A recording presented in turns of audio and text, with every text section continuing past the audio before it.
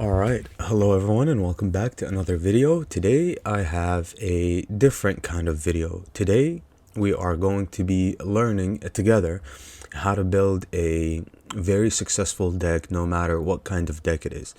As many of you know, the new set is coming out in like 7 days. No, actually in 5 days. And I just wanted to make a deck building guide for all of different kinds of decks that you might face or that you might want to build.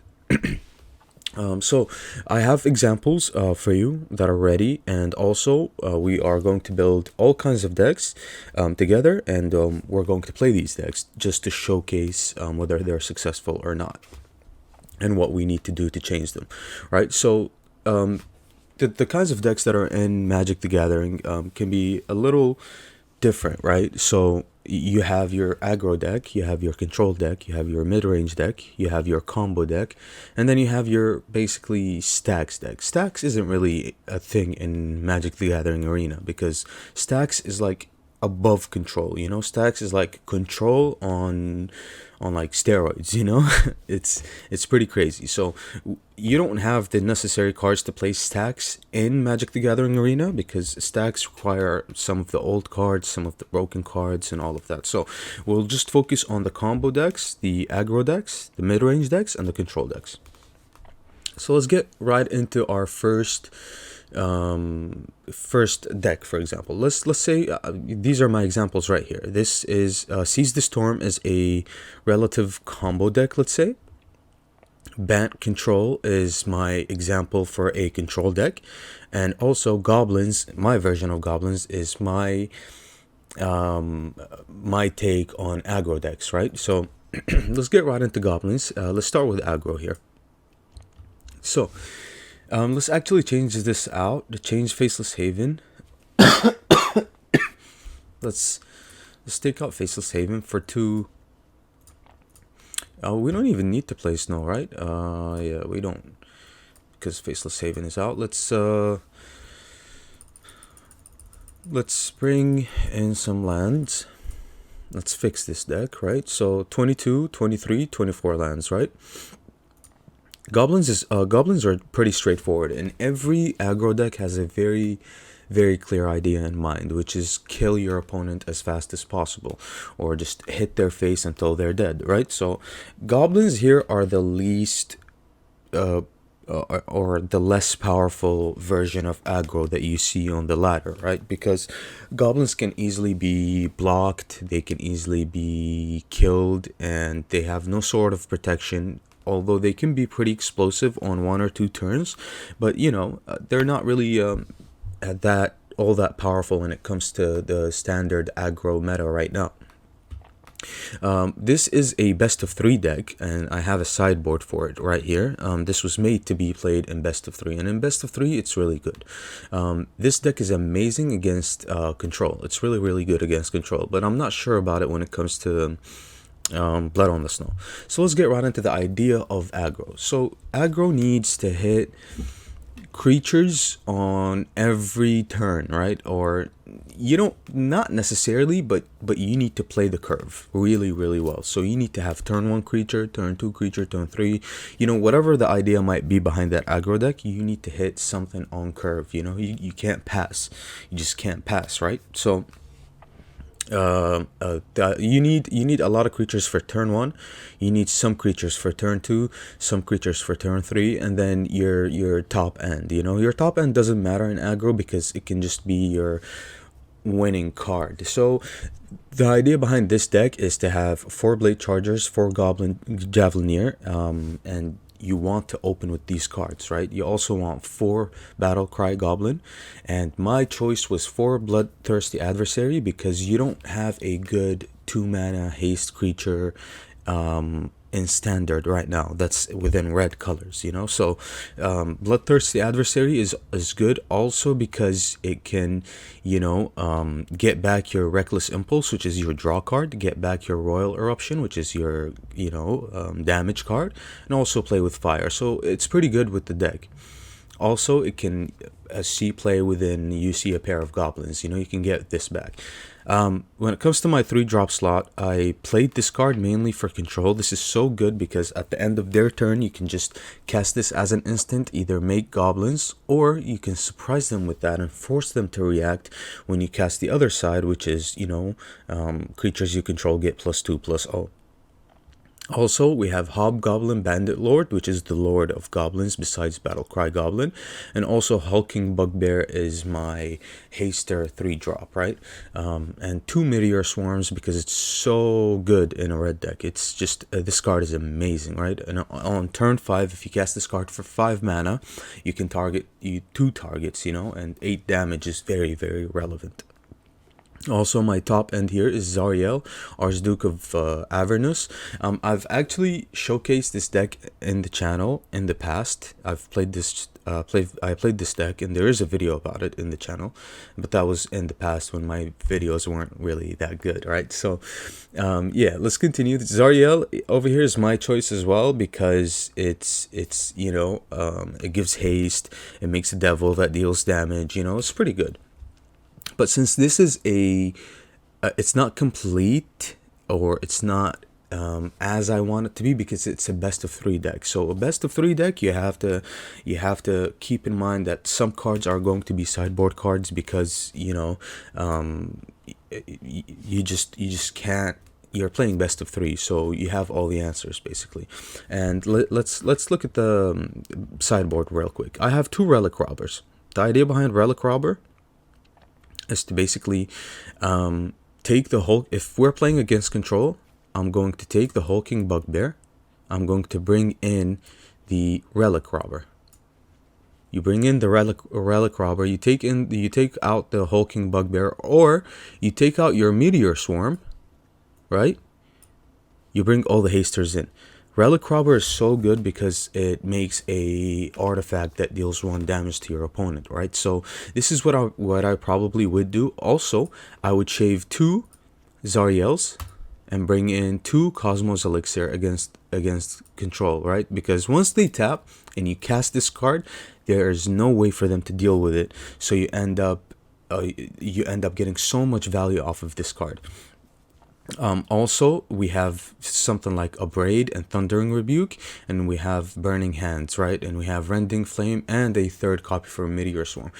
The Burning Hands and the Thundering Rebuke and Abrade are our removal cards of choice against green, right? Meteor Swarm, when you bring in a 3rd one, is your removal card against white. You have to always keep in mind what's being played on the ladder, and you have to have the appropriate removal for it. I had Pithing Needle for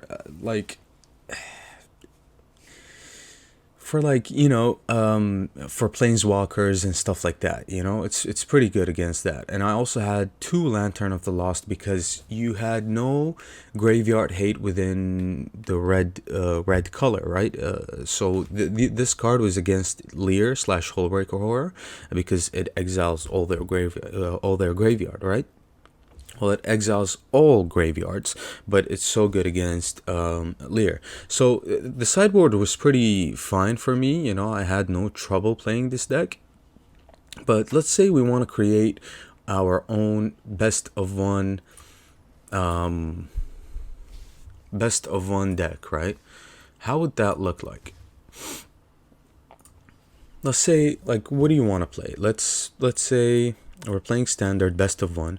We're creating an aggro deck, right? I've created one that was Naya a while ago, but let's say we want to create a green deck, my version of a green deck, for example. And let's see how it works. So a green deck needs to have a 1-drop, right? And the 1-drop that sees a lot of play is usually that pack leader, right? Unfortunately, I don't have the pack leader. So what I want to do is probably replace it with another 1-drop. Because we do need a 1-drop, right? I like the idea of the Death Toucher, especially against other creatures. I think the Death Toucher is pretty good. So let's play the Death Toucher here. Let's play, let's get Death Toucher. What do you want? You want Snakeskin Veil, right? You want You want like 3 of them. Let's play 3 Snakeskin Veils, right? We can also tweak it out, you know, later on. Where is Blizzard Brawl? Yeah, Blizzard Brawl, 4 of must, right? For Blizzard Brawl, let's get our pack leaders in. You need your ramp card. So since we're playing snow,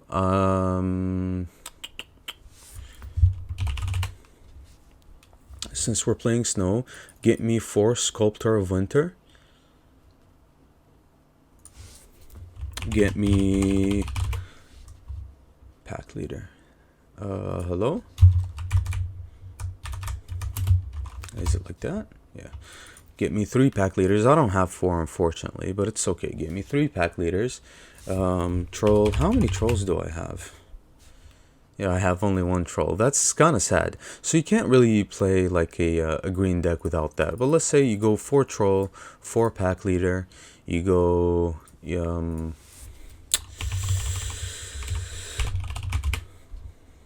go like that, you know, if you want to remove that. And then you play 4 troll. What else do they play, right? They play Essica's Chariot, obviously. My bad. Essica. They play 4 Chariot. They don't play Ren and 7 anymore. What they play, there's 2 versions of this deck. They play the Froggy Myth. They play like what? 4 Froggy Myth. They play Olvenwald. So either 4 Chariot, or they probably play like, let's just play it this way, 4 Froggy Myth, or double. Yeah, they play Unnatural Growth as well. So it's either you go like what, 2 Unnatural Growth and 2 Froggy Myth. You go 4 and 4 like that, but you need more removal, right? So I would go down 1 Snakeskin Veil and bring in like a inscription, right? They probably play 4 inscriptions, right? Did they? The average mana cost is 2.6. You do need 24 lands for this deck, and I don't know if you want to go up to the Froggy Myths like that. You probably go. You go 2 Unnatural Growth, you go 4 Olvenwald Oddity, and 4 Old Growth Troll, because the Unnatural Growth is so good with Trample, right? You also play 4 Essica's Chariot. Sculptor of Winter is obviously very good with that. So you've got a complete mono green deck right here, basically. You go with the lands. For the lands, you can also, they play like, they play that, that 1 elephant, right? What's it called? Where is it? Yeah, you play 4 of here, Kazandu Mammoth. Play 4 of Lair of the Hydra. Although 4 of Lair of the Hydra is a scam with Blizzard Brawl, in my opinion, because so many times you're just struggling, right? So I would probably play 2 Lair of the Hydra, play 22 Forests. Also, you have Kazandu Mammoth, but you're way, you know. Play 2 Kazandu Mammoth, in my opinion, and then if it was me and I'm playing Unnatural Growth, I would cut down 2 Essica's Chariot as so, and this would be my idea of a green deck right here. I think this is perfect, right? Because you need the Unnatural Growth with the hasters, or you can kill the Unnatural Growth, right? And you can play if you're playing Ren in 7, let's say you're playing Ren in 7, right? You probably play like 4 Essica's Chariot with Ren in 7, and what do you cut? You obviously cut Unnatural Growth. You probably cut Olvenwald Oddity, right? You play 4 Ren and 7s, 4 Ren, 4 Essicas. That was also a version of this deck, right? But my go-to would probably be the Olvenwald, I keep forgetting what that card is called. Unnatural Growth, right? Go to Unnatural Growth, take out Ren and 7 because it can easily be dealt with nowadays because of Fading Hope. And I would knock the Chariot down to 2 and play Olvenwald. Right? Or you can even mess with it a little and play 4 chariots and 2 Ulvenwald, if that's what you want, right? Because chariot obviously has more value than Ulvenwald Oddity. But this would be a version of a good green deck, in my opinion. You have a turn 1 play, you have a turn 2 play. Even if you don't have a turn 1 play, you have a turn 2 play, you have a turn 3 play. The curve is just insane when it comes to green. That's why it's so good, you know? And look at the creatures. It can be dealt with. At turn 2, 3/3. At turn 3, 4/4. At turn 5, 2 creatures or a haster with trample, and a turn 4 haster or value, and then a turn 5 you just swing in for tons of damage. So it's obviously very, very crazy, right? And this would be my version of a green deck, definitely. If I had, let's say if I wanted to craft it, you don't have enough wild cards to craft this deck. Yeah, the deck requires a lot, obviously, a lot of rares, but I've never had the cards because mainly I didn't pull them out, and at the same time I'm not a meta player, and so I'm not going to play green. I know I'm just not going to play green, so I don't have the deck available. But yeah, that would be an idea to keep in mind of an aggro deck. First of all, you don't need to have a lot of cards on the top end, because when you open your hand, you want to see like your turn 1, turn 2, turn 3 plays, right? And your turn 4 and turn 5, you just want to draw them, or maybe you have your turn 4 in hand. But this right here makes for a very healthy curve. Honestly, you can even go down, like probably play like 3 chariots and 3 Kazandu Mammoths. This way you can ensure that your curve is really, really healthy, right? You obviously have 2 drops, you have 3 drops, you have 4 drops, and the less on the top end, the better for aggro, because aggro requires an explosive first couple of turns, or a really threatening first couple of turns. And usually your 5th or 6th turn is when you're recurring damage, or when you're trying to close out the game. So this would be an aggro deck for me, yeah, I would probably love to play the deck at some point, but it doesn't. I mean, green, yikes, it's boring, right? It could be fun, to play it out, especially if you don't play green. I certainly don't, but it could be a lot of fun. Now you get the idea of how to play like an aggro deck. You have to focus on your curve. You have to focus on your threats, and your top end can't be really heavy. It just can't be heavy. So this would be my ideal deck. Obviously, there's so much you can do. There's so many cards you can bring in. Whether you want to go all haste and play the Froggy Myth, or whether you want to go like double damage and play this, or you want that combo with Esseka's Chariot and Ren 7. The possibilities are endless. When it comes to a white deck, for example, let's say you're playing mono white, right? You go standard, you go mono white, you want turn 1 plays. So your turn 1 would probably be 4 of these, because it's just so good, right? Probably also play like, let's just go 4 for now and tweak it out later. You want Aspirant. Am I spelling it? Alright, 4 Aspirant. And you also want Thalia. You also want probably 4 of these, and you want let's tweak it out. Let's bring them in right now and tweak it out later. The Spellbinder.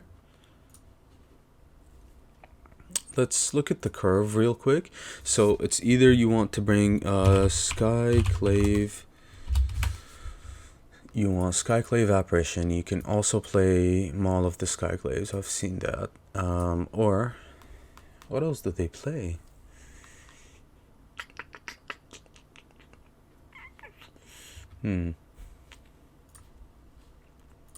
What else did they play on their turn 2? I've seen many removal. I've seen a deck that runs Valorous Stance, also for protection. I've seen decks that would run Fateful Absence. I've seen a deck that runs. You've seen so many versions of white already, right? But the thing about white is their three drops. Their three drops are so good, right? You have Elite Spellbinder, Brutal Cathar, you have Adeline, but they probably would run. If it was me, I'd probably cut the apparition to two, right? And bring two Valor stances, mainly for the board wipes. Kill the Fateful Absence. Now, this would probably be my ideal mono white deck right here, because it's so good. Your Elite Spellbinder and Thalia is devastating for the opponent. And also, since you're playing Thalia, you don't want a lot of non-creature removal. That's why you run Brutal Cathar and Skyclave Apparition. This would be ideal for me. This would be the ideal white deck to play. Also, I'm going to, yeah, it's a low curve, but I'm going to leave it at 24 planes because I want to hit my 3 drops. It's so important to hit a 3 drop on turn 3, and it's so important to curve out in an aggro deck. This would be my ideal mono white deck, right? You have Intrepid Adversary for boost, you have Luminarch Aspirant, which is obviously good, you have Thalia, you have 2 Valor Stance for protection against a Blood on the Snow and like Doomscar. You have Brutal Cathar, Elite Spellbinder for attacks because it's insane with Thalia. You have Adeline as your big creature. You don't need a 4 or 5 drops. Adeline is insane by herself, and she complements the deck so good because you're just trying to go wide with mono white. So she gets really, really big. And you also have removal within creatures. So what else do you need, right? It obviously synergizes so well with each other, right? Yeah, this would be an insane deck in my opinion to play, because you have eight 1-drops, so you're making sure that you have a lot of 1-drops. Honestly, the only thing that the deck struggles with is probably like card draw, to be honest. But like, how do you draw with the deck? How do you draw? You don't. Yeah, the thing with mono white is just you have to play so quickly that you have to close the game quickly. If it gets a little grindy, just leave the game, because they're obviously going to meat hook massacre you, and you're going to end up dead pretty much, right? After a meat hook massacre, it's very hard for the deck to equalize. So also, if it's Blood on the Snow, you probably have Valor Stance, and then you try to use the Valor Stance on like a big Adeline, for example, with Luminarch Aspirant. Anything that Luminarch Aspirant got big, probably protected with the Valor Stance and try to equalize that way. They also need like you need lands, right? You need man lands, so probably 4 Cave of the Frost Dragon, although 4 would be pretty terrible. So because if you draw one on turn 3 and you can't play your 3 drops, it's devastating.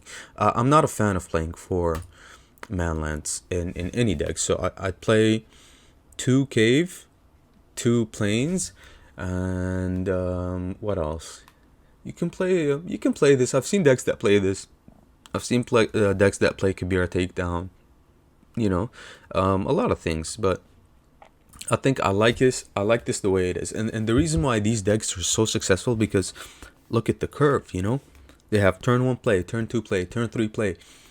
Some decks that you face on the ladder, they don't even start the game until turn 3, They play their first wedding announcement on turn 3, which is kind of too late, to be honest. If you're playing against aggro, it's too late. That's why aggro is so good, because the first couple of turns are very, very crucial for them, right? Let's say you want to play...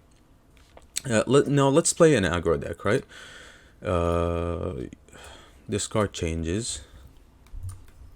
Let's play an aggro deck. Let's create one and play one together, right? Let's go standard. What I like to play is probably zombies. Zombies are my favorite. Hello? Why do I have only... standard?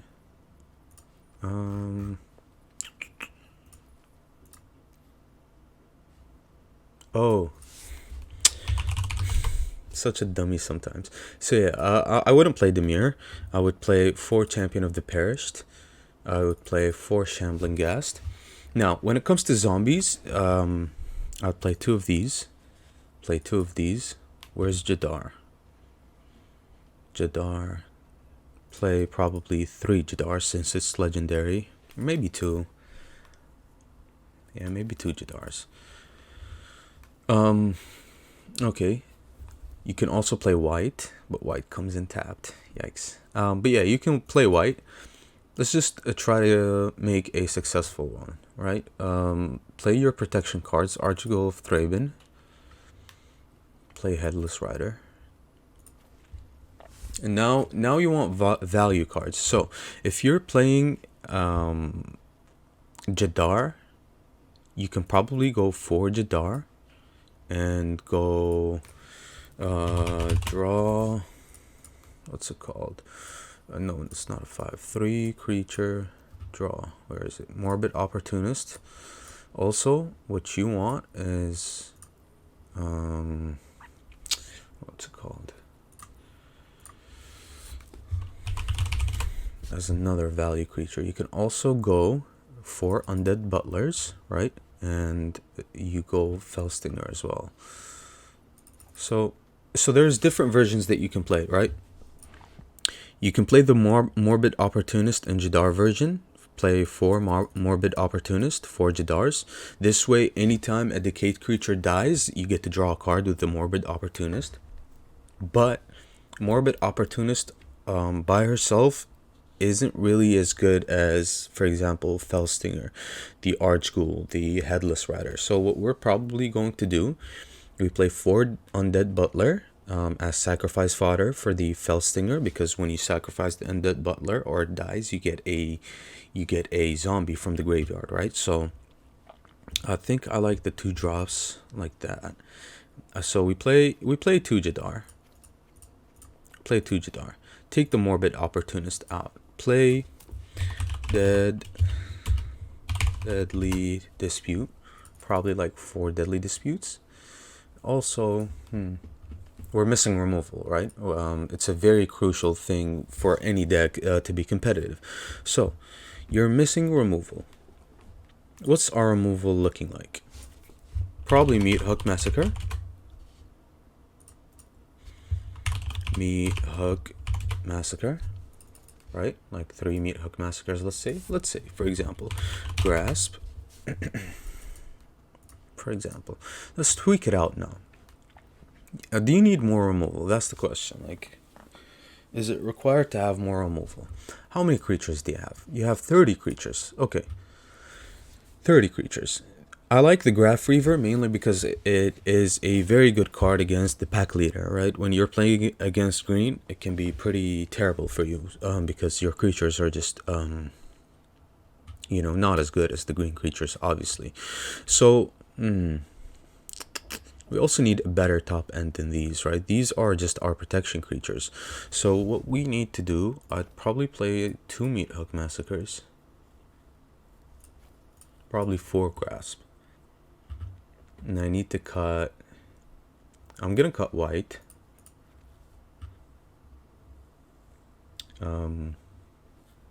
Also, this could be a top end, but it's also good on turn 2. Since these are protection cards, what is our Felstinger hitting? It's hitting a Shambling Ghast, it's hitting an Undead Butler. But do you need 4 of it? Let's play this on 2, play this like that, play this like that. Also bring in a flyer, which is Ebon Death. Bring in 2 Ebon Death, right? So, do we like this? Not sure. The ratio can be a little off. We have 6 draw cards, 8 sacrifice fodders. I like that ratio. We also have 6 removal cards. I'm not sure about that. Let's up it to that. I like that. Also,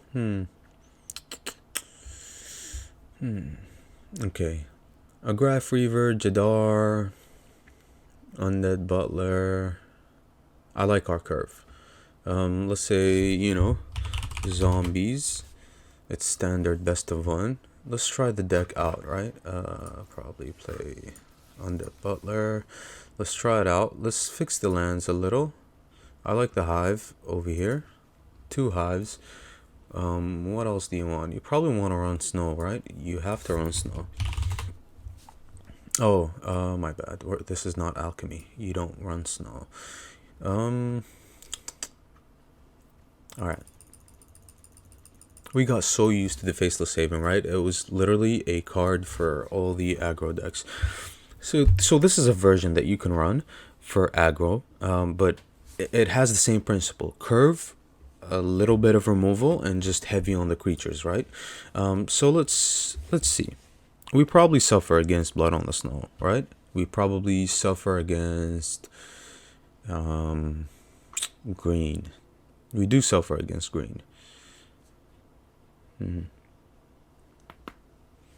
It should be good. Headless Rider is very good. Artsghoul is also very good when it comes to board wipes and stuff like that. So let's try it out. Let's try it out, right? You have an idea behind the deck. You made the deck. Now you have to try it out. Zombies favorite. Let's go here. We play on ladder, of course, because we've made the deck for the meta. Ranked, standard, best of 1. All right, let's play the deck. Let's see how it does. That was pretty quick.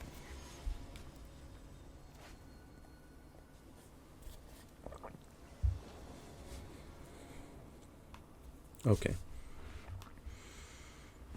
Nice. I'll keep this. We got turn 1 Champion of the Perished. You have to always play the champion first to get it big, right? Also, playing against clerics, it seems like. All right. Play Shambling Ghast so that we can play the Felstinger turn 3 on the Shambling Ghast. It's not the ideal curve for us, but we have a good draw, right? We can also... Yeah, it seems like it's either Clerics or Voice of the Blessed deck. This is also really good. Now here's the dilemma. Do we play Champion of the Perished and then wait on the Stinger, get a little greedy? Or, I think I'm just going to play the Felstinger and not overinvest, right? Play the Felstinger on the Shambling Ghast. Take the draw. Kill his engine. Or engine card. Attack with the champion and just pass. Next turn we have Champion of the Perished into a Graph Reaver, so that's good. I don't know why they run this card. Or we have Jadar. Jadar is also pretty good. We're at 4 mana.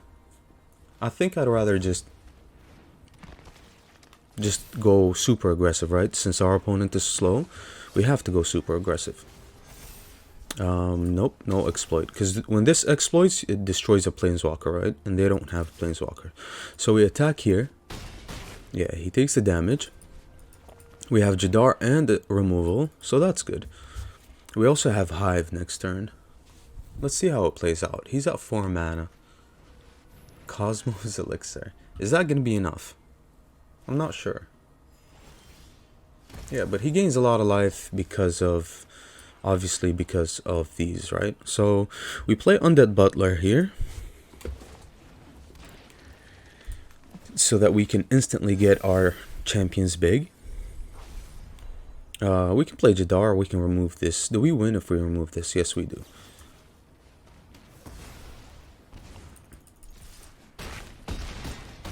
And there you go. That's an aggro deck for you. It did exactly what each aggro deck wants to do, right? Now that we're done with aggro and I demonstrated everything that comes in with aggro, let's move on to another type of deck. Let's move on to... What do you want to move on to?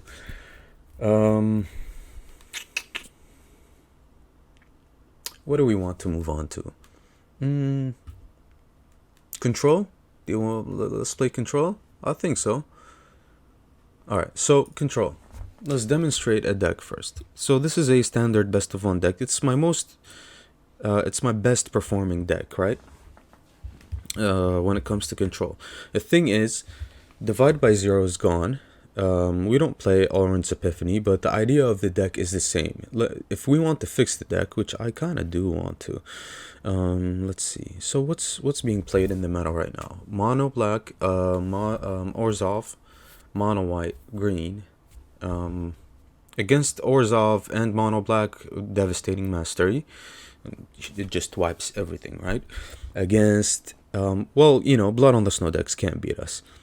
Against green, we kind of struggle. That's why we have 3 Fateful Absence, 2 Sunset Revelries for life gain, 2 Faithful Mending to discard the counter spells. We also have Doomscar and Devastating Mastery. Against white, we need to foretell Doomscar. We need to have Sunset Revelry and Faithful Absence. We need to gain life. What's left? Okay, against control matchups, we use Faithful Mending to discard, our removal cards and probably try to find our counter spells. Also, we do need the sideboard. So what's a good replacement for Divide by Zero in today's meta? Do we bring in Jouari Disruption? Do we bring in Syncopate?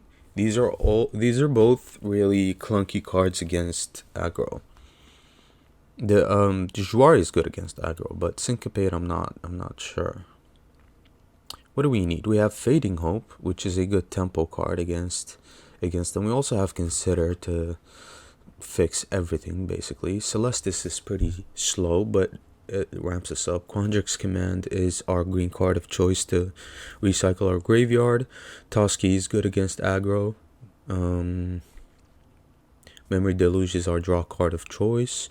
So what do we, let's say, learn, right? What is the best learn card? Probably Professor of Symbology.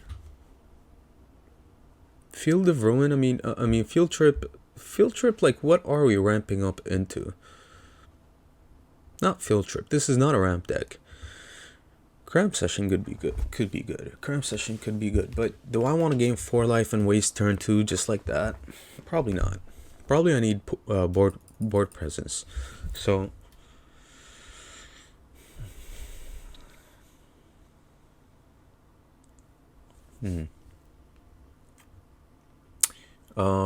tap 2 creatures, learn.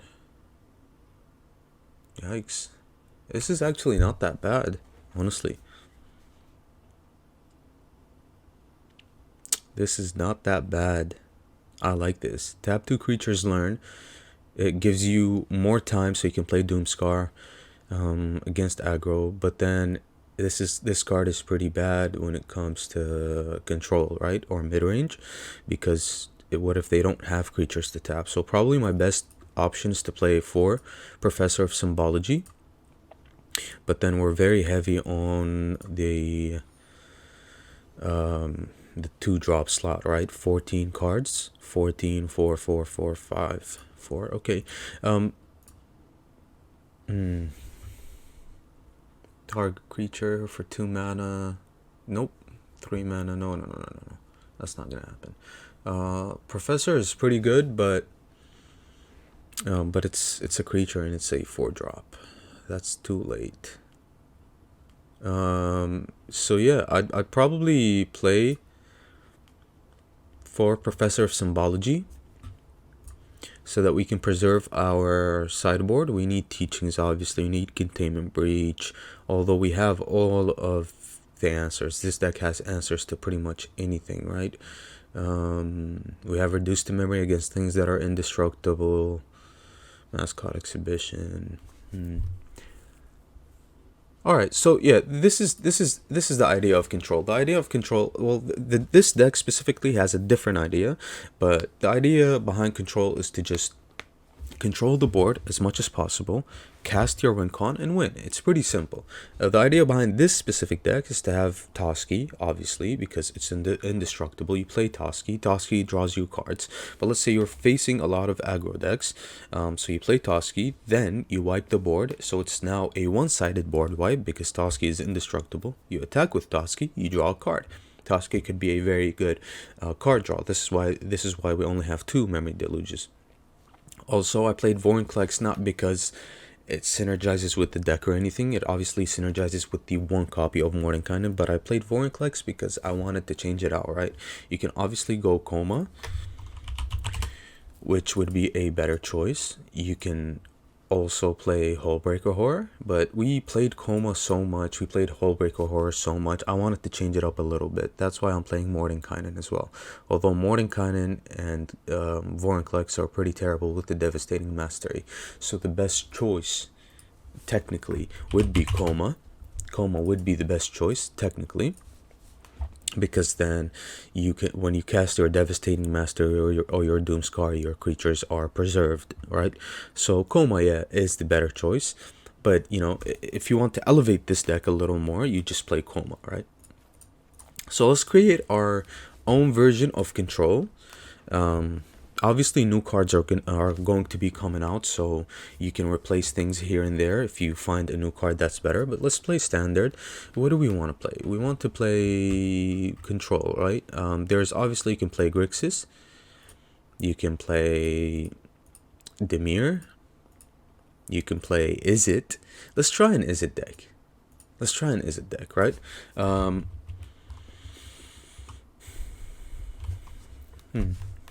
All right. So okay, let's try an Izzet deck. An Izzet deck would probably have. So we're playing. All right. So I like this Flame Blast. Yeah. I always type so quick. So Blast Bolt. Let's also bring in 2 Fading Hopes. Alright, because it's very good with Hullbreaker. Probably 3 Fading Hopes. Bring Iteration. Bring 4 Iterations. Probably 2 Cinder Clasm. We also want something that kills, right? Thundering Rebuke. I like Thundering Rebuke better than Demon Bolt, because Demon Bolt is just so slow, right? If I want to take 1 turn to cast Demon Bolt, I'm probably dead. So I want 2 Thundering Rebukes. 4 Thundering Rebukes for the green matchups as well. What's our 3 slot looking like? Let's bring in a Jwari Disruption. Probably like 4 Jwaris. What's our top end looking like? Probably bring, if we're playing, so in Izzet right now, what's good in Izzet right now? Gold Span, right? Let's bring in 1 copy of Leer, and probably like 2 Hullbreakers.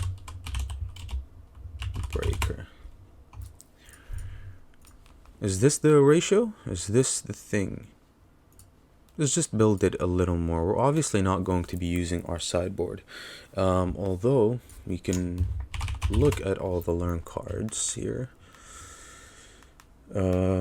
Ingenious? No, it's not quick enough. Let's bring, we need board wipes for Control, right? And the best board wipe right now would probably be Burn Down the House. Well, it's the only one for these colors, but it's the best one also in my opinion. But this is very clunky, right? I don't like how this is looking like. So what we do, I obviously brought Flame Blessed Bolt because it's good against you know, Blood on the Snow cards or decks. But also, I'm not sure. This is why I don't see Izzet that much, because you want card draw, right? You want, so Memory Deluge, for example, and Unexpected Windfall, right? Unexpected. Right, let's fix the ratio a little more, but we want some counter spells, right? We want like what do we want? We want like we have options. Test of Talents, right? For our control matchups, we want Negate. We also want Saw It Coming, and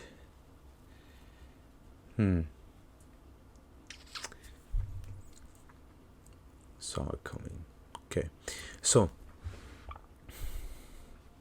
but we don't run that much because we're playing Lear, right? Playing one copy of Lear. Probably knock the gold span down, to be honest, to 2 copies. I also like the idea of having the egg here for aggro decks, right? 3 eggs, sure. 3 eggs is pretty good for aggro decks. Although it does get dealt with, but, you know, it's not that bad.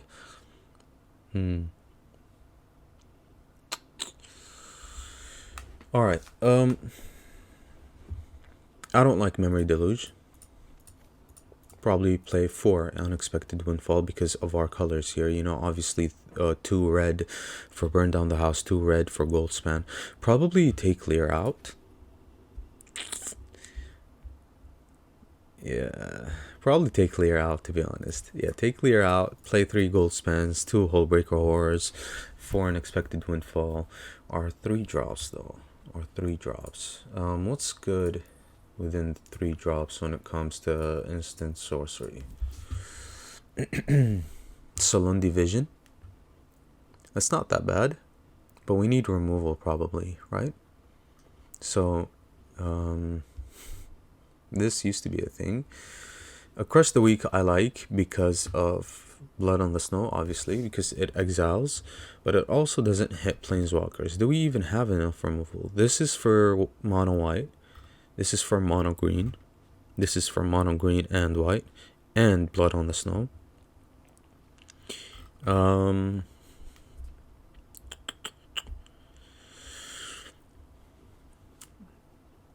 So what's a good removal card right now? Alchemist's Gambit? Nope. Rending Flame. Also, you have a Braid and Cathartic Pyre, which I don't hate that idea, to be honest. Probably, I don't hate that idea at all. We can also comfortably play Meteor Swarm because we're not playing anything. I'm gonna take Solid coming out. We can comfortably play Meteor Swarm because we can easily go triple red because you just don't require a lot of blue, right? I mean, look at this. It's mainly a red deck with some blue cards, right? Which I like. I do like. I mean, we can go that route. I've created an Izzet deck that revolves around Meteor Swarm before. You also have good draw with Unexpected Windfall, but 4 of Unexpected Windfall, no, can't be good. Let's play this like that, right? It's a new deck. 2 Meteor Swarms. We also need the ramp, right? We need a learn spell to fix our mana. Probably because Meteor Swarm is good against green as well, right? Has to be good against green. Also, you can play 2 eggs. 2 Flameless Bolt because it's really not that good against green. Now, I don't want to see it. You can also play like Spikefield Hazard.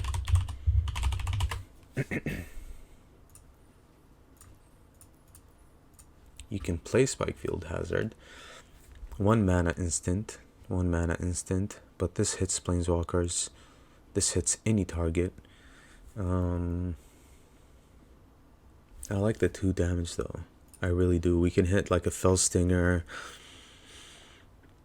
We can kill like a Sorin. 3 Fading Hopes. How is our game looking like against green? How is it looking like? Probably not as good, right? But we do have answers. 1 negate, 1 test of talents. I like this. I think this is pretty good. Low curve as well, but I think we do need 5 25 lands. I think we have to have 25 lands. But it's so bad that we're not, you know. And one of the things that made Izzet really good is the fact that you had environmental sciences and you had what's it called? You also had teachings, right? So with this we can probably play what's it called? Basic thirst for discovery. But we don't want to discard a land usually, and draw spells are just so bad against like green decks, against aggro decks, right? And we need to ramp up somehow. So probably I like the idea of Prismari Command. Probably just one Prismari Command and one Abrade. Although I do like Cathartic Pyre a little more than Abrade. Abrade is mainly for green decks, for Escus Chariot. I really hate the counter spells, but all right, let's go down to 2 Fading Hopes, 2 Flameblessed Bolt, probably 2 Spikefield Hazards. No, okay, Iteration, Meteor Swarm. We need to ramp, right, for the Meteor Swarm and burn down the house. So what's good within treasures? Treasure. Magda, nope. We're not a creature deck. We can play Magma Opus. Turn 2, you discard this. You make a treasure. That speeds up the process of Meteor Swarm and burn down the house. Do we want that? I think so. I mean, we can try it. Could be fun. Seize the Spoils. We already have Prismari Command. I think it's better than Seize the Spoils when it comes to this deck. I like the idea of Magma Opus. It could be a top end card as well, right? Kind of. Magma Opus, you discard Opus on turn 2, you make a treasure, you probably play... You have Cinderclasm, but what do you take out for the Magma Opus? We have a lot of removal, don't we?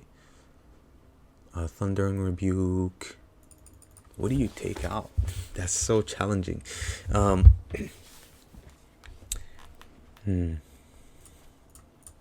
Three Jwaris? I think so. Right? I like the idea of this deck right here. So we don't need to sideboard anymore. We just need to land. Let's fix our mana a little. We need 2 pathways, 3 of that. Probably 1 Snarl. Why not?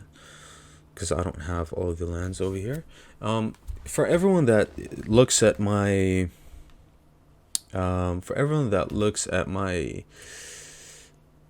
my collection, I'm just a simple player, just like any of you guys. Like, you know, obviously Magic the Gathering needs a lot of money, you know, and it's very expensive. It can be really expensive to have a full collection, which I don't have. So I'm just creating decks for people that are in a similar situation that I am, you know, for people that can't spend a lot of money on the game.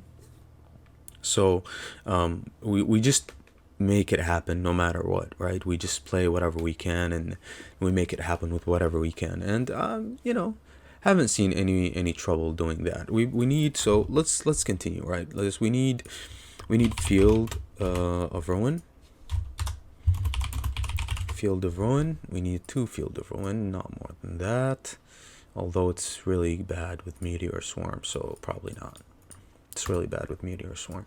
We need Den. 1 Den. We also need Hall. 1 Hall. Let's try out the deck, right? We have 9, 7.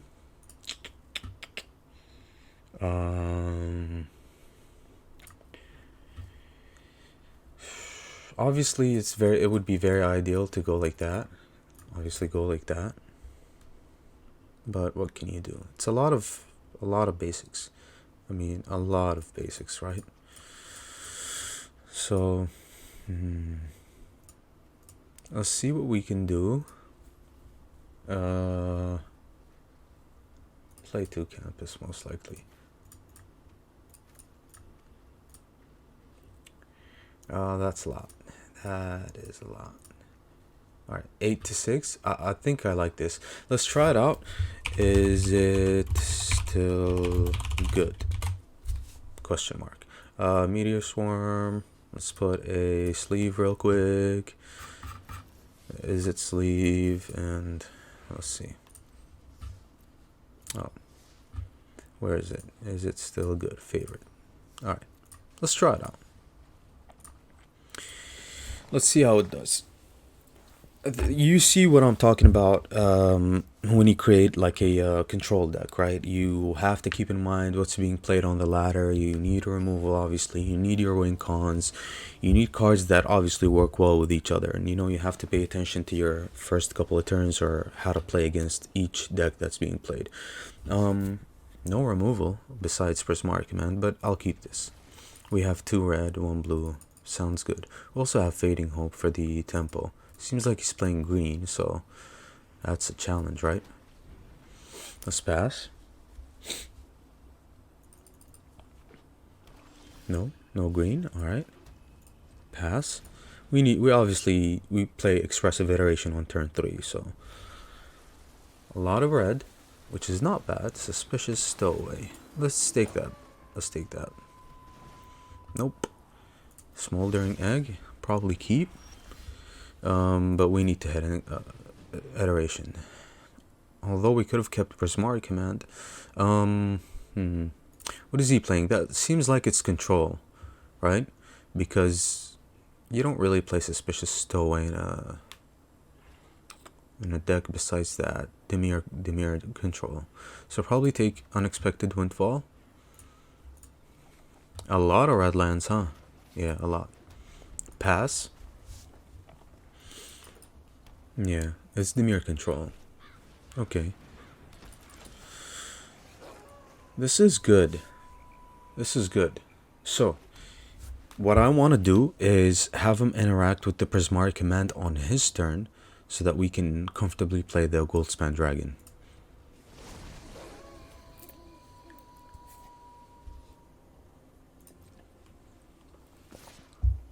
Okay.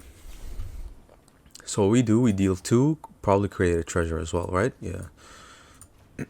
Create a treasure. Have him deal with the Prismari Command, or not. My ideal thing is for him to like counter it or deal with it, He foretold. Behold the Multiverse would be good here, right? We have our 3 mana, 3 red mana, so let's play another blue. Do I want to cast the Goldspan Dragon? Yes. We have to, right? It's a Goldspan turn. No removal, nothing. That's pretty good. We also can play Unexpected Windfall. But do I want the Smoldering Egg? Not really. Not right now. Nice. So we're doing pretty well. We're doing really, really well. Not bad at all. Yikes. We have a good follow-up, right?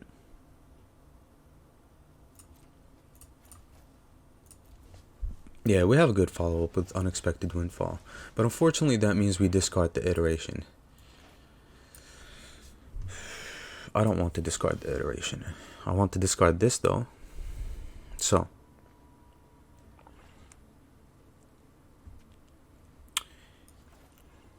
Do we main phase this? Do we play iteration first? Probably play iteration first. Let's see what we get. These are both pretty bad, but I like the Jwari. Especially since he's on 2 mana right now. Has to be good. Okay, let's attack with Goldspan.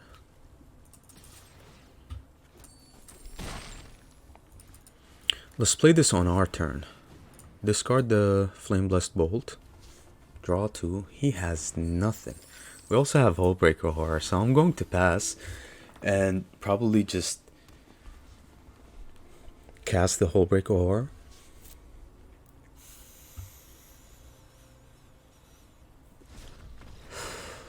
So boring, man. I mean, play something. Like, okay, he obviously had the right and good card against control, which is Go Blank, but Suspicious Stowaway. He probably has Meat Hook Massacre. 1, 2, 1, 2, 3, 4. He can cast the Meat Hook Massacre on the Goldspan Dragon. Because, or if he doesn't have Meat Hook Massacre, he probably has Shadow's Verdict, which is good against green, but it's not good against creatures that are 3 mana or up, right? Like Goldspan. He maybe has Leer as well, but he would cast Leer for 5 and that would leave him for 2 mana, which leaves Lear pretty exposed, right?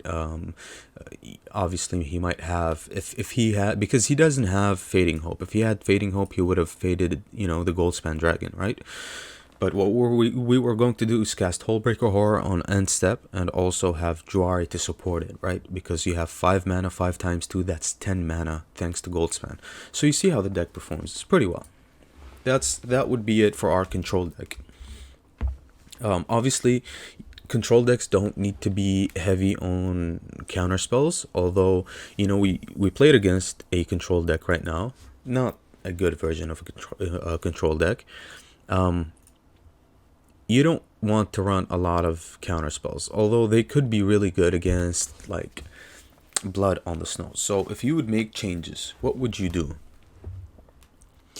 What would you do? You have 2 Cinderclasm. Cinderclasm is terrible against green. It's just horrible against green. It's obviously good against the tokens from Esika's Chariot, but that's about it. It's bad against the pack leader. It's bad against... It's terrible against the troll as well, right? So... But for the troll, you need to counter the troll, right? With a Jwari, hopefully. Burn Down the House is also very good. So what you would probably do, or what I would do, is probably go down 1 Cinderclasm. And probably go up another Jwari. Or we can play like a Rending Flame. It hits creatures, planeswalkers. It can kill a Kaya, kills a Professor Onyx if they minus it. It can kill pretty much anything. It can kill a turn 5 Tree Folk from Ren and 7. It can kill a troll. It can kill a lot of things, right? So that's what I would probably do. Yeah, we have Meteor Swarm, but the thing with Meteor Swarm is you can't cast it very good unless it's after turn 5, because after turn 5 you can have like 3 targets, right? If it's turn 6, you can have 3 targets, obviously. But if you're casting this on turn 4, it's only 1 target for 8 damage. So it's good against the troll, right? It's good against Arena 7. Obviously, you know, on turn 5, it can kill both the Tree Folk and the Ren and 7. It can kill the troll and the, well, yeah, the troll's at 4, the pack leader is at 3. Yeah, it can kill a pack leader and the troll.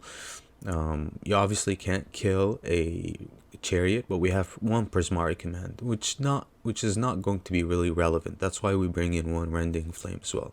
Or, yeah, 1 Rending Flame for the chariot, right?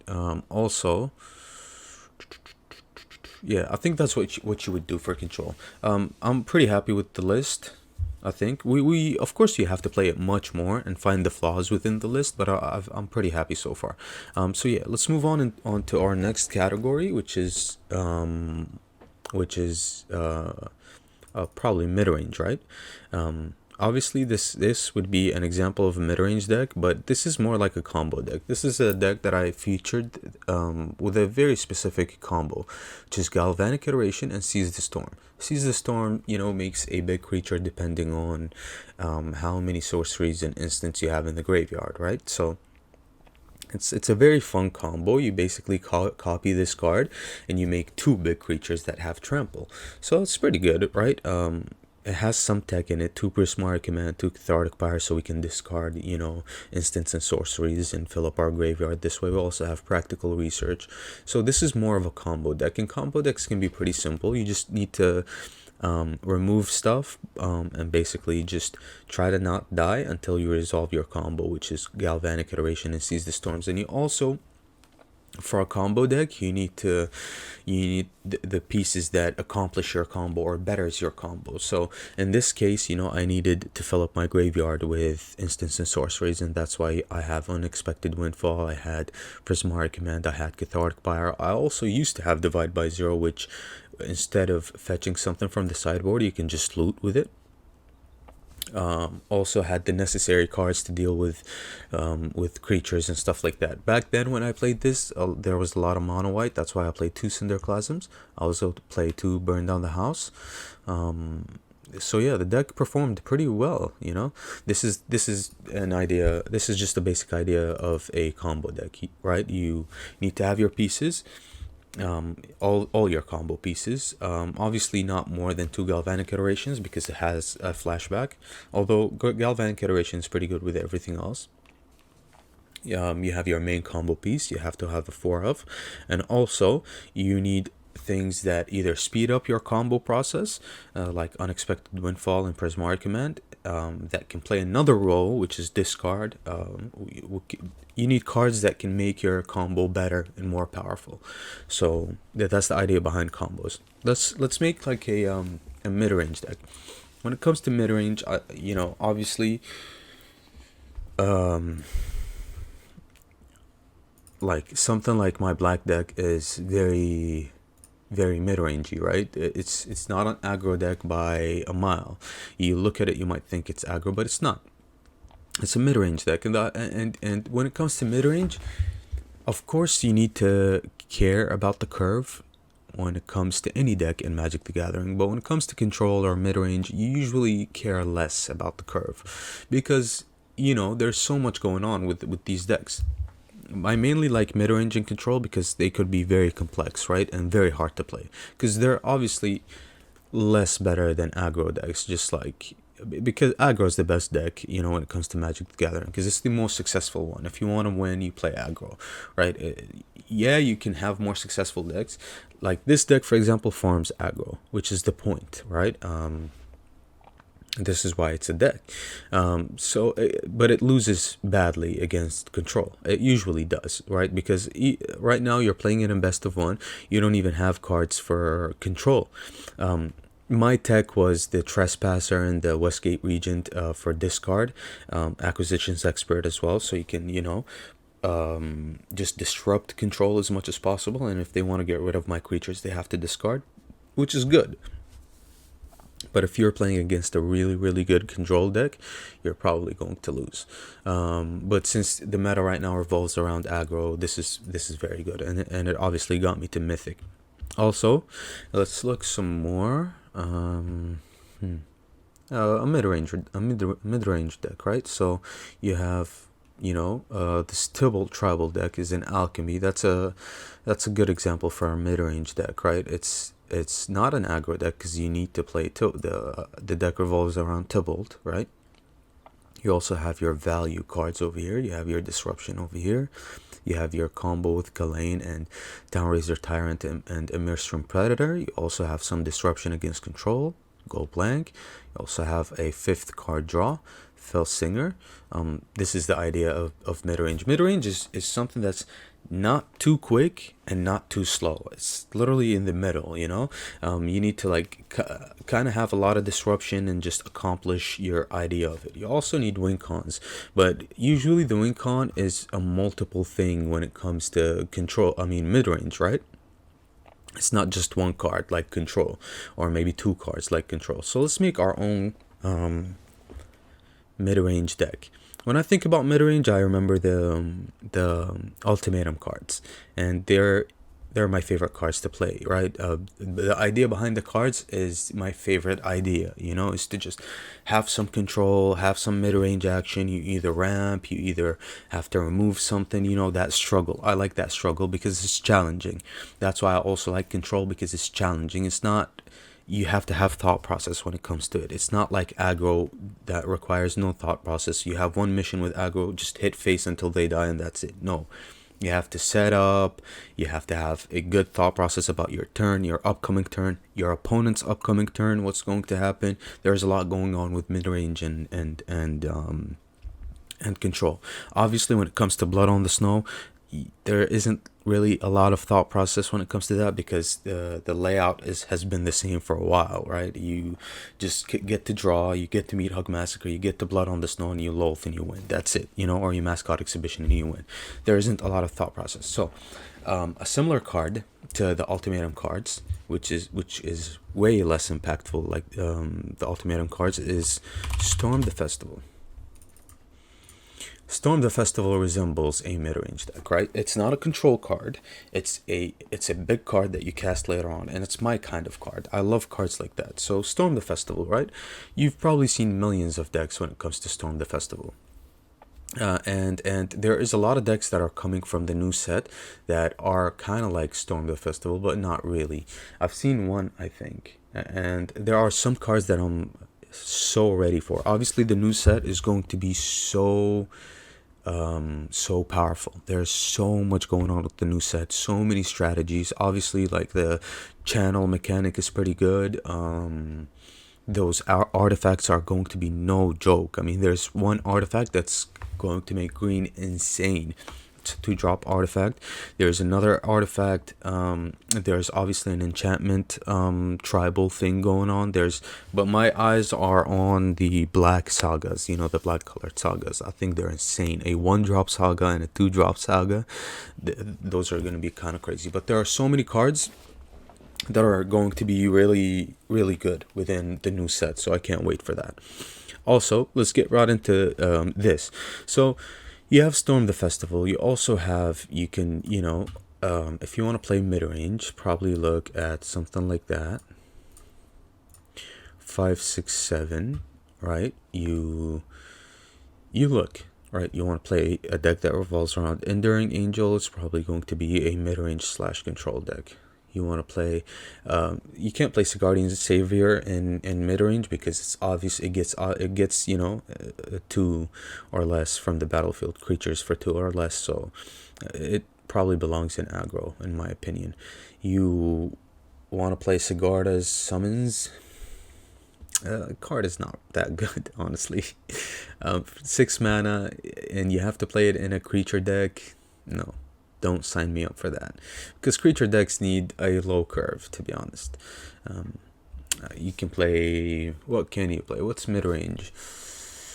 So many mid-range options. Planeswalkers are obviously mid-range decks, right?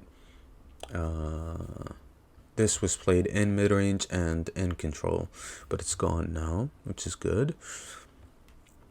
What do you play? The Simic Cramp deck that revolved around Cyclone Summoner was a mid-range deck as well. You can play Loath, no. You can play Tier Grid deck, that's mid-range. You know, tier heavy on the discard, could be a thing. You can play,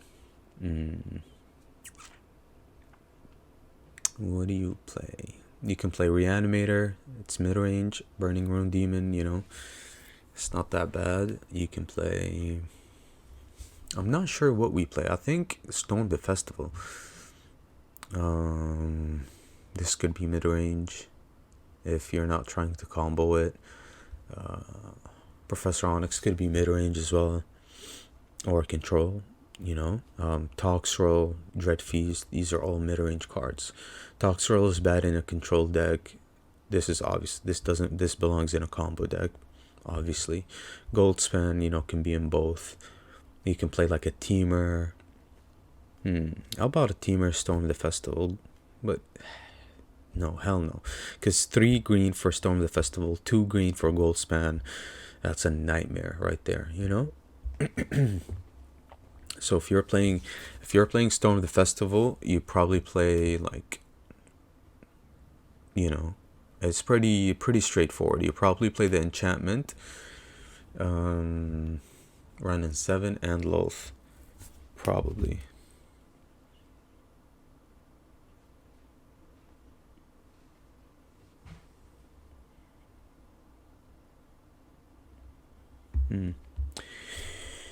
Okay, so you can play Froghemoth.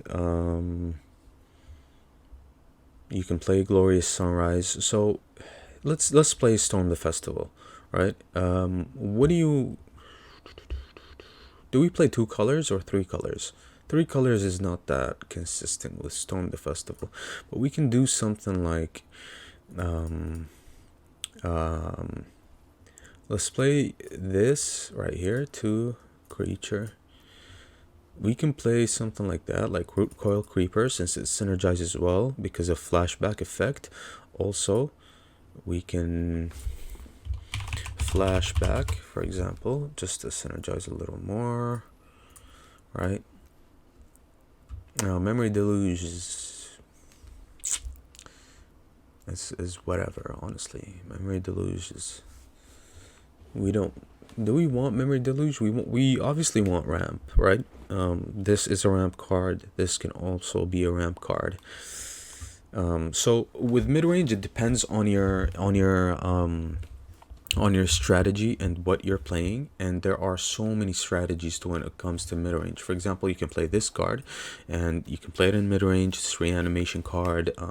Obviously it requires cards in the graveyard, so it depends on your strategy. But for me, I'm playing Storm the Festival, so I want to play... I obviously want to ramp or cast it as soon as possible. So what I'll probably play 3 Path to the Festival. And you need 5 drops that are good with Storm the Festival. But we need to decide, are we playing Simic? Probably not, because Simic has bad removal, has no removal basically. And what is our Simic? No, probably play Sultai, right?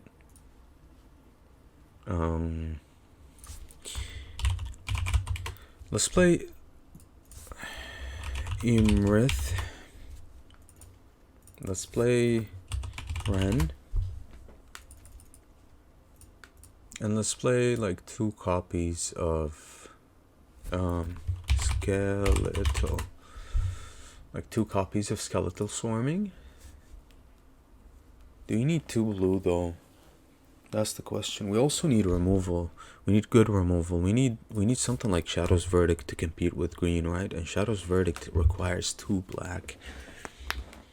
So instead of Imrith, we can play Loath probably for 2 black and go just double green, double black. This way we can also play Meat Hook Massacre. Yikes. I do want to play Imrith though. I'm not sure about the Loath, to be honest. Okay. Loath. Right. We can also play... So how many? We have 8 5 drops. 8 5 drops. Do we need 10 to make the odds better that we hit 10? Do we need 10? What else do we play within black and 5 black, green? All right, let's see. Something that's not really mana specific. I mean, all the good ones are mana specific, right? Like 2 black, 2 green. We can play Westgate Regent. It's not bad. It's alright. We can also play Battle Mammoth, Ashaya. No. Glorious Sunrise can also ramp us into Storm the Festival, but I mean, if you have this on turn 5, it's not really all that impactful, to be honest. We can play Froghemoth. We can play the Quandrix thing, but it doesn't fit our strategy here. So what do we play? Do we play 4 Loath for this? No. 4 Ren and 7s though? Probably 3 Rens, 3 Skeletals. This is 6, 7, 8, and 4 Loath, I think. Right? Or let's just play 1 Imrith. Just play 1 Imrith. I want to play the Imrith, right? Obviously. That was my first choice. Imrith. Let's play 1 Imrith. So we have 10 out of a 60 card deck. Well, we're probably going to have so many in hand though, which can't be good. So what do we do in this case? We storm the festival.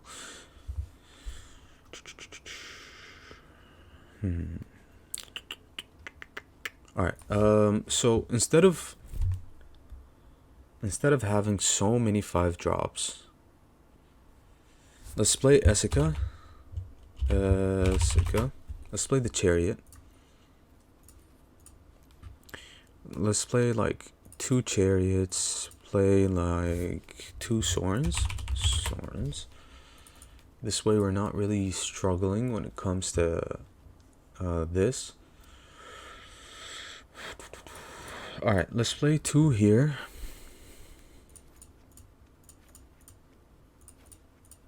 We have 2, 4, 8, 8, 2, 4, 8, 10. No, these are all 8.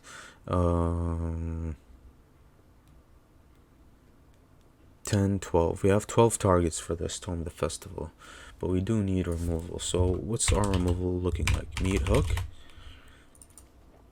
I think we need spot removal as well, like a quick spot removal card like Grasp, right?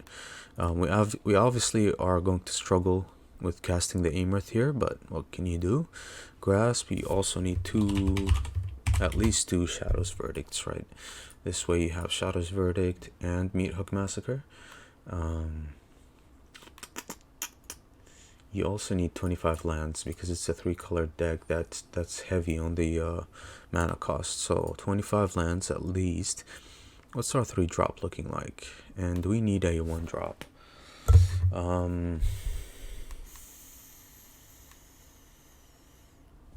I don't think this is going to be a successful deck. It requires so much thought process to building this deck correctly. I like the idea of otherworldly gaze, especially with cards like Storm the Festival. So I think we are going to play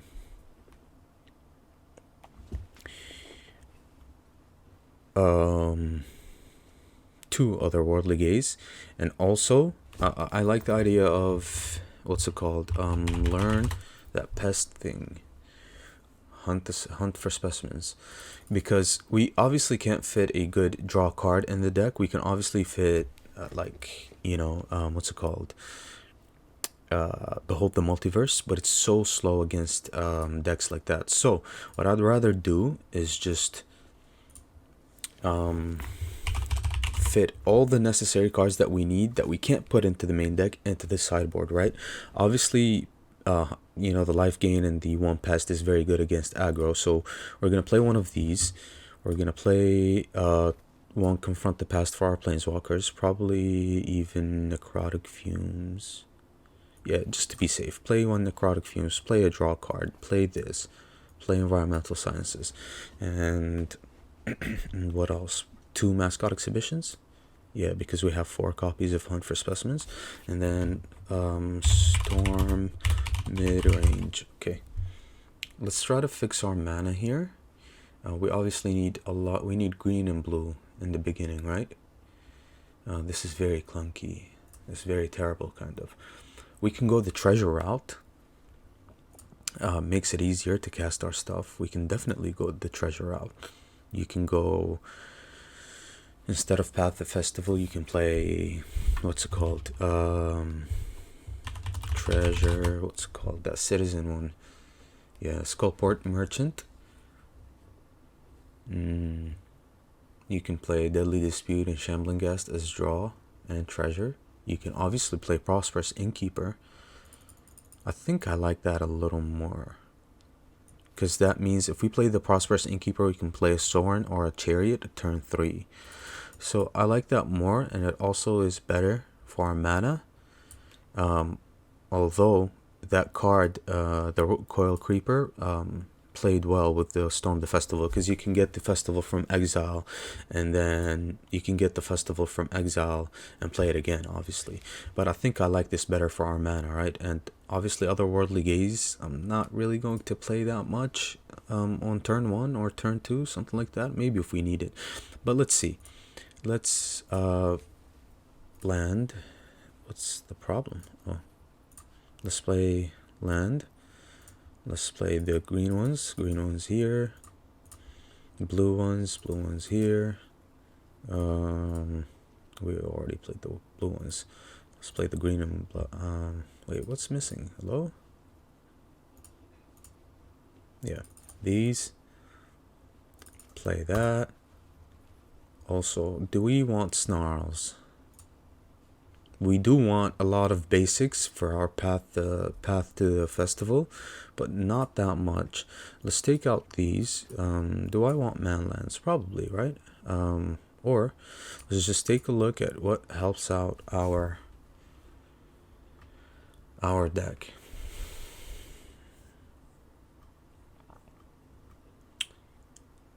Probably a... Do we want snarls? Snarls can kill min tapped. Let's play like let's look at our mana. So we have 16. We're only splashing for blue, huh? Yeah, for Emerith and Otherworldly Gaze, but it's also pretty good with... Alright, so since we're only splashing technically, let's go a little heavy on the black and green. Alright, let's get one, maybe two. No, one blue source, more than enough, honestly, because we have a lot of pathways and a lot of stuff like that, dual lands as well. So one blue source. Let's get 3 swamps. Let's get 3 forests, and let's get snarl. Let's get we can go 4. No, let's get 2 snarls, right? And we can get like a hive and like a hall to boost up our blue mana.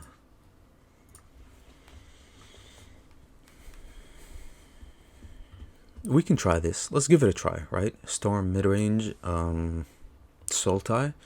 Let's give it a try. Where is it? Favorite. Alright. So let's see how it plays out.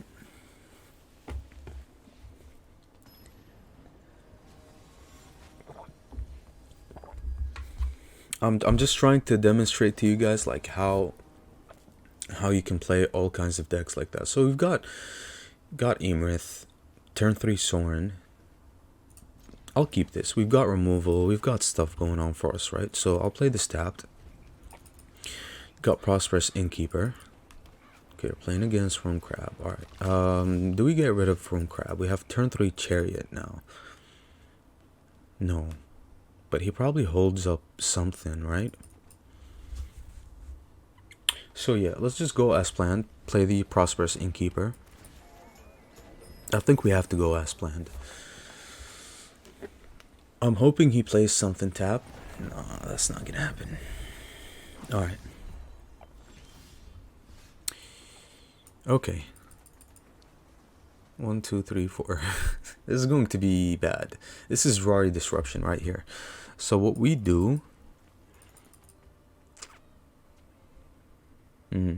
we can't give out our treasure as well because we're not drawing lands. He's milling our lands, right? But there's a possibility that we might top deck one next turn, but not really because he milled 2 of them. So what we do here is just... Let's find out if there's a tick. There is a tick. Removal or Jwari. I'm not going to risk a Jwari Disruption, so I'm just going to play on the Room Crab. I'm not going to risk that. And I'm not going to risk giving my treasures when I have no lands. So that's, unfortunately, that's not a turn 2 play. I mean turn 3 4 drop. Mill is so terrible. Because it messes with your mana as well, obviously, right? So we're drawing a lot of blue. So let's get another one right here. I think we get Sorin down first. Because Sorin can obviously draw us cards as well, right? Yeah, one consider. Yeah, we're fine with that. I'm happy with that one. Alright. We don't minus the Sorin because he can kill it with burn spells. We just draw with the Sorin. Sure. Drawing lands is not that bad. For now, we draw with the Sorin.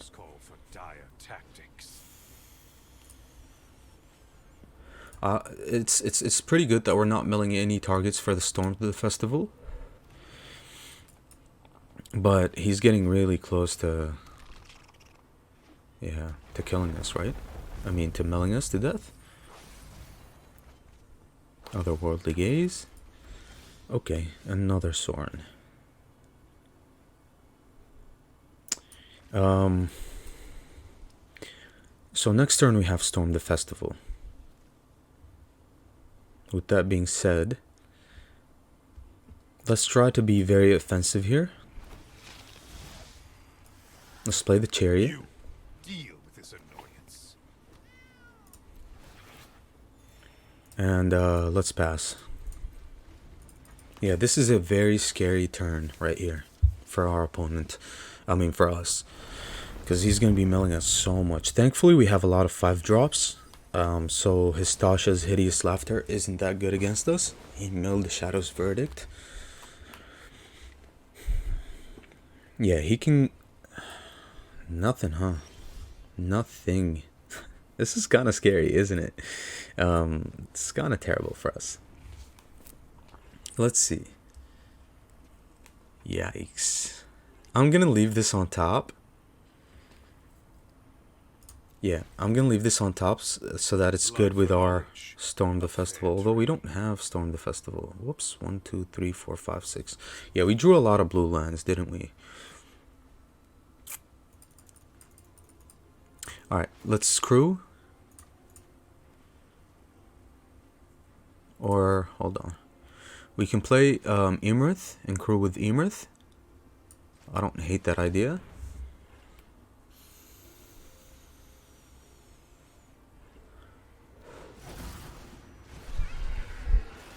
We need to attack here. A burn down the house is obviously terrible against us. But what can you do? We need to do something, right?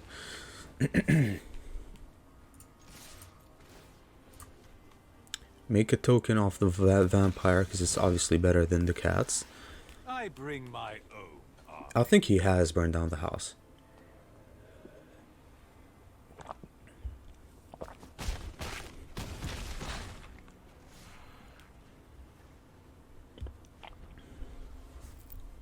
But I think we have a nice follow-up for burn down the house. Yeah, he's gonna mill that. Definitely messed up on that one. Okay. Galvanic Iteration on Natasha's Hideous Laughter. Yeah. Yikes. I think we're milled down to 1 card. So we have to kill him next turn. Ren and 7. How do we kill you?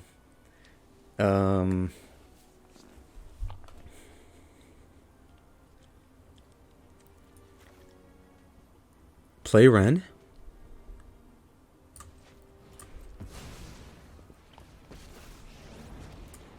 Make a tree folk.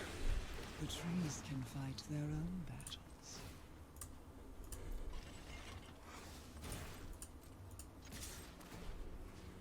battles. Copy the tree folk, obviously.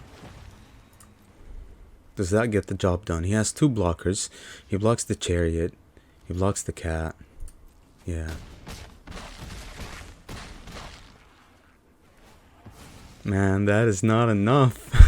It was close though. It was close. But you get the idea of the deck. The deck performed really well. If it wasn't for Mel, we obviously, you know, would have hit something good. The Tasha's Hideous Laughter was devastating, but not as much because we have a lot of 5 drops and 4 drops, right? So, but it was a good game nonetheless. I don't know how I would have gotten extra damage. Maybe Hall, but he blocks the Hall, right? Yeah, it was really close. But yeah, you get the idea. What would I do to improve the deck? That's the question. Against cards like that, I mean decks like that. He milled everything. He milled our Meat Hook Massacre. It would have been bad anyway. He milled a lot of things, right? So what could we have done to improve the deck a little more? So against control, how do we perform against control? I think we perform okay against control because we have a lot of threats, right? Also, I think we perform fairly well against Blood on the Snow decks. I think we do, because we also have, they can't stop our Storm the Festival, right? And they can't, you know, how can we have done anything better? If you have better lands, like if you have, for example, more copies of the green ones, right? I would probably play that, more pathways, play more of anything that has green with it. Green and black, obviously play more. Probably knock it down to 2 Shipwreck Marsh and 2 clear water pathways. Also, getting the Hall tapped was kind of like a yikes, but you do need man lands, right? And I like the ratio of the basics as well, so you can do that. Also, to make the deck a little better, what do we do to make it a little better? It's obviously, it could be very good against creature decks because you get to cast these early thanks to the Innkeeper. But at the same time, do you need 3 Infernal Grasps?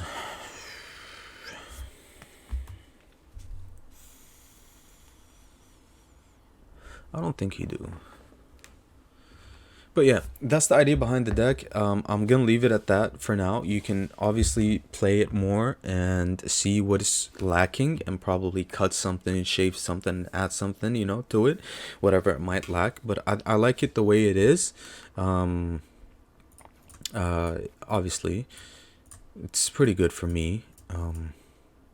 I like it the way it is. But yeah, with that being said, this is going to be it for the video. This is my ultimate deck guide to you guys, and this is how I decide to build my decks, right? The idea is simple. If you want your deck to be competitive, you have to have removal, and you have to have the specific removal for whatever you're playing against in the ladder, or whatever's being played in the ladder, whatever the meta is. Also, when it comes to, for example, control, it's a separate idea that when it comes to aggro, when it comes to mid-range, it depends on what you're playing. When it comes to combo, I try to break it down as much as possible, and I try to build decks for you guys just to showcase how I decide to build my decks, even though sometimes I lack some cards, right? You can obviously play 4 Storm the Festivals, but I'm not, because I'm not going to craft a 4th one because it has flashback, right? So to me, it would be a scam if you are playing 4 Storm the Festivals. Also, please try to excuse the fact that I don't have all the cards. It's obviously really, really expensive playing the game. Like I said, you need a lot of money to invest into the game, which is not a thing that I'm going to do. So yeah, I hope you enjoyed the video. I hope it was helpful for you guys. I hope it gave you a lot of insight. And with that being said, I'll see you later with another gameplay video. And yeah, please like and subscribe to the channel if you found any value within the channel. And yeah, with that being said, I'll see you later with another video.